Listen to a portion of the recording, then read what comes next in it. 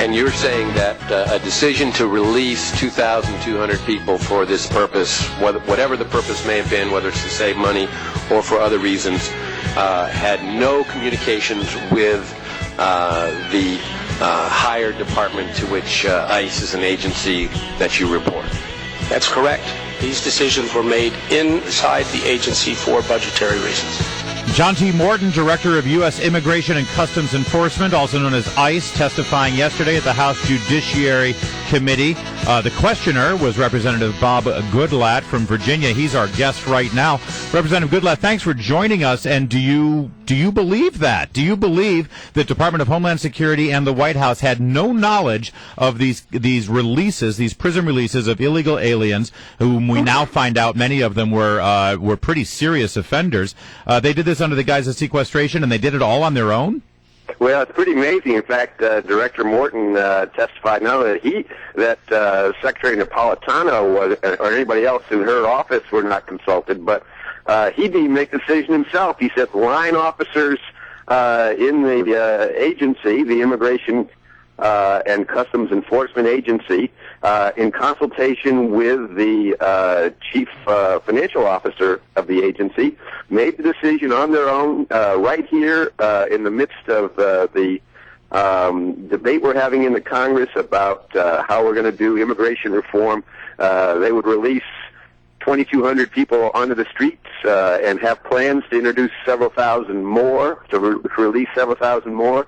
I find it highly questionable. We've produced a document and asked them about it with regard to a similar policy, which they could have pursued, as a matter of fact, which would have expedited the deportation process and sent them out of the country. And he talked about doing that with Secretary Napolitano in 2010, and we produced the document that he sent to her for her signature authorizing that, which would seem to be the same process you'd follow if you were in a situation where you were going to release criminals onto our streets. Right. It sure seems like, I think to be generous, you would say they were incompetent and unaccountable. To be generous, or or worse. Representative Goodlatte, what did you learn at the committee yesterday about how dangerous some of these criminals are? Well, some of them are so dangerous that the agency said, whoops, and is trying to pick them back up again, and they're still... depending on whose numbers you listen to. In fact, the director used a different number when he testified before the Appropriations Committee last week than he used before us yesterday. But either way, there are several people out there on the streets whose crimes are so serious that they're now saying, well, maybe we shouldn't release them.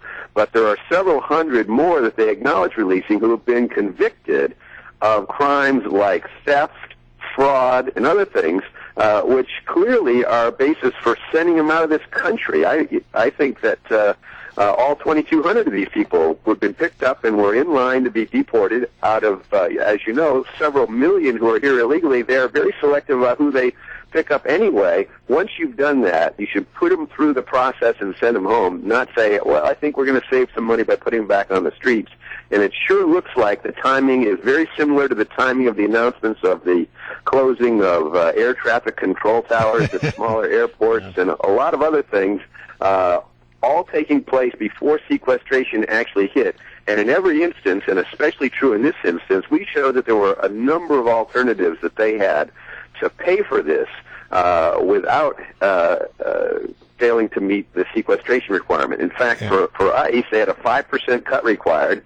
If they went through the entire scheduled plan with the document that someone in the agency sent to us, they'd have dropped the total number that they are mandated to keep by about 20% below that mandate. See, so they only have to save 5% of the money. I look at this and I come up with sort of a different take on it. That we already know that they have made a conscious decision not to enforce certain immigration laws in this country.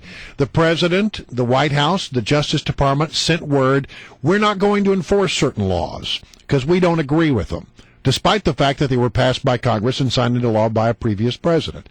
I think they looked at this as an opportunity because I don't think they really wanted to keep these people in jail anyway, and when they found an excuse to let them go, they did so. Well, you may be right, and it's very disconcerting because, as you know, there's a lot of interest across the country in trying to solve the problems of our broken immigration system, and a lot of discussions going on across party lines between the House and the Senate, lots of outside organizations, individuals.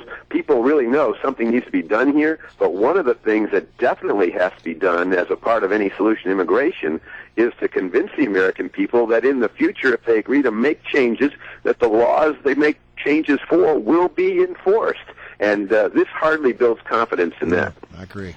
Well, to that end, we had Senator Rand Paul yesterday make a major speech about immigration reform, and he said that those who are here illegally right now should be allowed to obtain legal status. We had Marco Rubio last month give a similar speech, but actually a little bit more harsh, I think, on the illegal immigrants that are here right now and making it a lot harder for them to get a status. What does your committee think about this? What is the temperature in the House? Because it's not going anywhere unless you guys agree.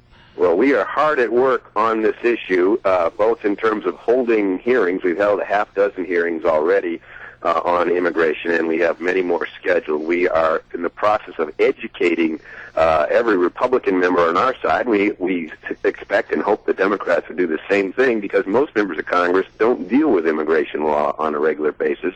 So we're taking through the whole process, how legal immigration works, how enforcement works, what the problems are. The solution are lots and lots of different pieces. So you could take it up in individual pieces, or you could take it up in a whole. There are groups, as you know, in the Senate and in the House working on trying to come up with a bipartisan, larger immigration bill.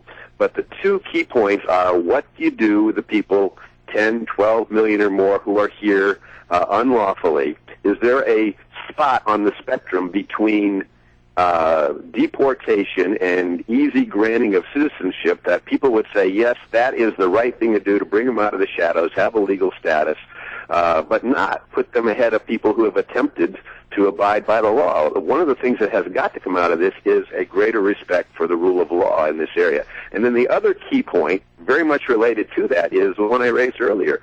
How are we going to assure that if we do this, we don't have another huge wave of people entering the country illegally? And you can't leave it all in the hands of one person, the President of the United States, who can flip a switch and say, well, you know what? From now on, I'm not going to enforce this particular law, which he's already done with regard to potentially 1 million or 2 million people who are not lawfully in the country. So this kind of discussion is very important. The system is broken. We want to find solutions, and we're hard at work trying to find that spot. We're glad that members like Marco Rubio and Rand Paul are engaged in trying to find that solution. I'm on the side of those who say we've got to make sure that this is not something that can be characterized as an amnesty. There's got to be penalties. There's got to be different things done to make sure that the people who are allowed to stay are in a situation where they really want to be contributing members of our society in every way, shape, and form.